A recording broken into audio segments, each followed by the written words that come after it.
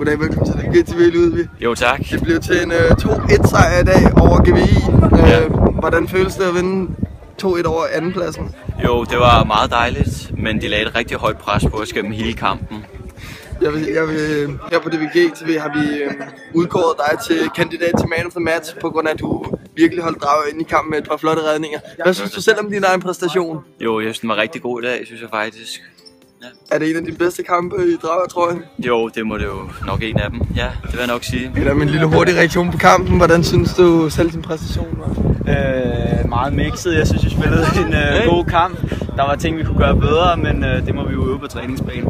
Absolut. Du får et gult kort her til slut i kampen. Kan du forklare om situationen? Ja, men Ahmed går ind i en dum diskussion og ender med at stå hoved mod hoved. Mener deres spiller, jeg bliver nødt til at splitte den som anfører, og så vælger dommeren at sende os alle 4 ud. 2-1 sejr i dag over GVI. Yes. Hvordan føles det? Det føles fantastisk. Maksimum point. Og jeg synes, det har ikke været... KB var en god kamp. De andre kampe var mindre gode, men vi får hævet sejrene hjem, og det er selvfølgelig det, der tæller. Spillet kan vi selvfølgelig snakke om bagefter, hvis vi begynder at tabe, men 3 sejre, 3 kampe, det er fint. Vil du sige, det var en heldig sejrdag, eller spillede I jer frem til sejren? Nej, jeg synes ikke, at vi spillede os frem til kampen. Vi har ikke rigtig noget spil i gang. Vi er bedre på bolden end os i dag, men vi er kliniske. Jeg tror, vi har 3 chancer at score på 2 af dem. De vælter i chancer at score kun på den enkelte, og det er selvfølgelig fantastisk, at vi så kommer væk med sejren. Din egen præstation hurtigt?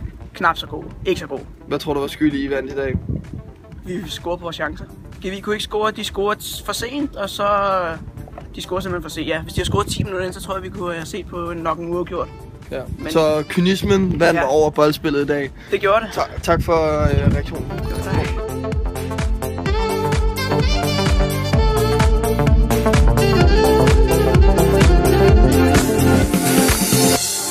One day, this nation will rise up, live out the true meaning of its creed.